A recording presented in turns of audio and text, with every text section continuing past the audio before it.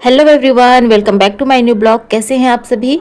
आशा करती हूँ कि आप सभी लोग बहुत ही बढ़िया होंगे और अपने एग्ज़ाम की तैयारी खूब अच्छे तरीके से कर रहे होंगे।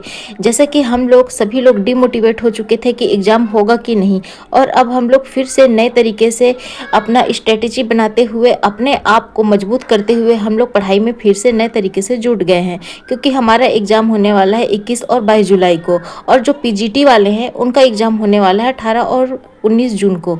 तो हमारा जो टीजीटी का एग्ज़ाम डिपेंड करता है पीजीटी वाले एग्ज़ाम्स पर, क्योंकि अगर पीजीटी का एग्ज़ाम होता है जून में तभी हमारा एग्ज़ाम होगा जुलाई में। जैसे तैसे तो यूपी गवर्नमेंट जो है यह असिस्टेंट प्रोफेसर का एग्ज़ाम ले लिए, और उनका जो आंसर की आई है, मॉडल आंसर आया है, वह भी इतनी उसमें गलतियां हैं, इतने मिस्टेक्स हैं कि अगर कोई फॉर्म को रीचेक भी करता है तो उसे कम से कम 5 से 6 घंटे का अनिवार्य रूप से टाइम लग रहा है।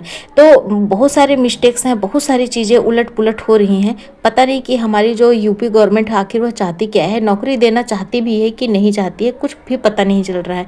जैसे कि आप अभी एक न्यूज़ सर्कुलेट हो रही है, आप सभी लोग देख रहे होंगे। यूपी में शिक्षक भर्ती 2 लाख पद, छात्रों के साथ बहुत ही अच्छा मजाक किया इन्होंने। पहले तो उन्होंने यह नोटिफिकेशन आउट किया कि 2 लाख पदों पर भर्ती का रास्ता साफ हो गया, 3 चरणों में होगी भर्ती, ऐसा उन्होंने यूपी टीचर रिक्रूटमेंट 2025 निकाला। और उसमें भी यह बताया गया कि सुपर टेट भी होगा, यूपी टीचर भर्ती भी होगा, 3 चरणों में एग्जाम्स होंगे। पूरी डिटेल के साथ न्यूज़ में भी पब्लिश किया गया, इस तरीके से ट्विटर भी किया गया। जब ट्विटर हैंडल यूपी गवर्नमेंट कर रहा है और उसके बाद से उसको डिलीट कर दे रहा है, तो यह क्या है? छात्रों के साथ मजाक ही तो हो रहा है ना फ्रेंड। आखिर इतना बड़ा संख्या में यूपी पूरे ऑल इंडिया में सबसे बड़ा स्टेट बोला जाता है, और इस स्टेट में जो जॉब है, बेरोजगारों के लिए जॉब बोलना चाहिए, 2018 के बाद से क्लियर रूप से बिल्कुल भी नहीं आई है।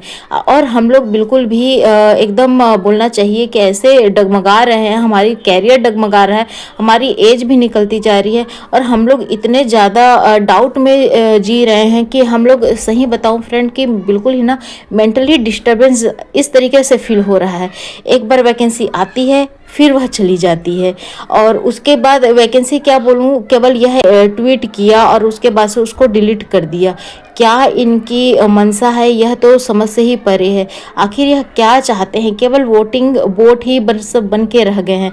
राजनीति, जब ये वोटिंग का समय आएगा, चुनाव का समय आएगा, तो वोट मांगने के लिए तो सबसे अव्वल नंबर पर रहेंगे। टीवी, सोशल मीडिया, हर जगह यही दिखाई देगा कि इसको वोट दो, इसको वोट दो। और लेकिन जब रोजगार की बात आती है तो सब लोग हाथ पर हाथ धरे बैठे रह जाते हैं।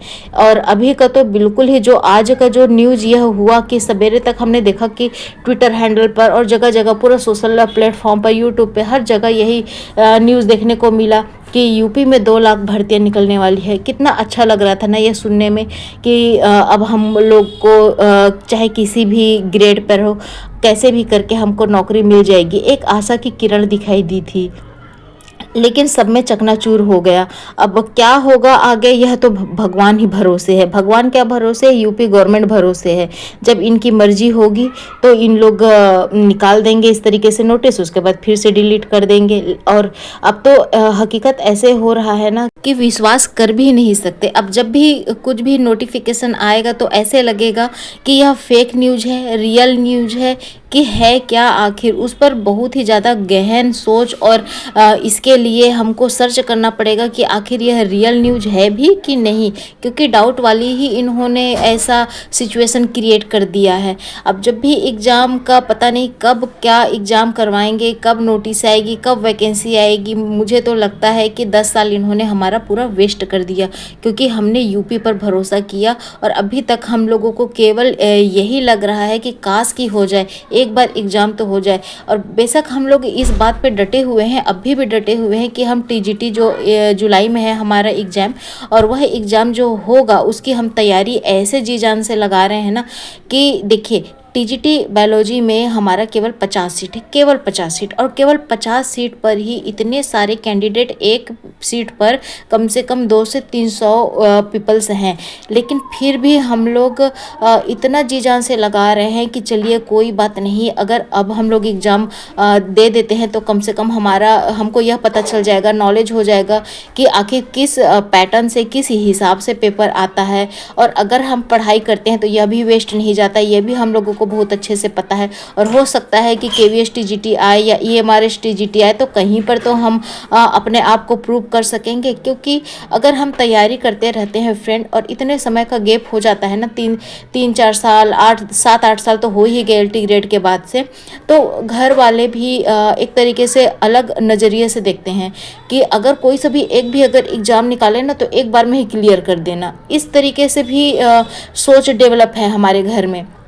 तो अब हम उस सोच को कैसे बदलें? पल पल तो हम लोग कभी बोलना चाहिए मर मर के तो जी रहे हैं कि डाउट में जी रहे हैं, मेंटल हेल्थ हमारा डिस्ट्रॉय हो रहा है। जैसे ही हम सोचते हैं कि अब अच्छा होगा, तभी कुछ ना कुछ इस तरीके से सिचुएशन आ जाता है। अब हम लोग 6-7 महीने से इतना अच्छे तरीके से अपना एग्ज़ाम की तैयारी कर रहे थे, सडनली से यह नोटिस हमारे सामने आया कि आपका TGT PGT एग्ज़ाम होगा। हमने तैयारी भी स्टार्ट करी, फिर उसके बाद देखिए TGT बायोलॉजी को हटा दिया। बोले भाई जब सारे एग्ज़ाम आप TGT के करा रहे हैं, आपके नोटिफिकेशन भी आउट हुए, फिर TGT बायोलॉजी क्या आपको टीचर नहीं बनवाने हैं क्या? TGT बायोलॉजी के क्या टीचर ही नहीं रहेंगे? बिल्कुल बायोलॉजी सब्जेक्ट ही कोर्स से हटा देंगे। इस तरीके से उन्होंने सिचुएशन क्रिएट किया। और अब फिर से एक नया पंगा कि अगर PGT का एग्ज़ाम होगा तब भी हम लोग TGT का एग्ज़ाम होगा, उसमें भी यह भरोसा नहीं है कि हमारा बायोलॉजी सब्जेक्ट रहेगा ही कि नहीं। यह क्लियर है कि TGT बायोलॉजी हमारा सब्जेक्ट रहेगा कि नहीं, यह भी अभी डाउट में ही है। और अब देखिए सिचुएशन यही बोल रहा है कि क्या कर सकते हैं, कुछ भी नहीं कर सकते। तो बस यही है कि अगर आपने मजबूती से अगर तैयारी कर रहे हैं तो मैं तो यही बोलूँगी फ्रेंड कि केवल यूपी के ऊपर भरोसे में ना रहकर हमको अदर स्टेट का एग्ज़ाम की तैयारी करनी चाहिए। और अदर स्टेट का जब भी आता है, नोटिफिकेशन आता है, तो एक रास्ता उधर भी हमको निकालना पड़ेगा। हमको भी एक जनरल कैंडिडेट होते हुए भी थोड़ा एफर्ट करके दूसरे स्टेट का भी एग्ज़ाम देखना पड़ेगा। मुझे तो ऐसा ही लग रहा है। आप लोगों की क्या राय है, आप लोग ज़रूर बताइएगा। और आपको आज का ब्लॉग सही लगता है तो आप लोग ज़रूर लाइक सब्सक्राइब करिए। और जो भी चैनल पे नए हैं, चैनल को लाइक सब्सक्राइब ज़रूर करिएगा फ्रेंड्स। Thanks for watching. और अपना प्यार हमेशा इसी तरीके से बना के रखिए। और कभी भी अपने आप को फ्रेंड हताश निराश मत करिए, क्योंकि हताशा निराशा हमको ही ले डूबता है। हमेशा खुश रहिए, जो भी सिचुएशन है खुश रहिए, और इधर उधर की बातों पर ध्यान नहीं देना है। आप लोग कंटिन्यू अपनी स्टडी करिए, व्हाटएवर की सिचुएशन चाहे कैसा भी हो, लेकिन मजबूती से आप डटे रहिए। बस मेरा बोलना यही है। धन्यवाद।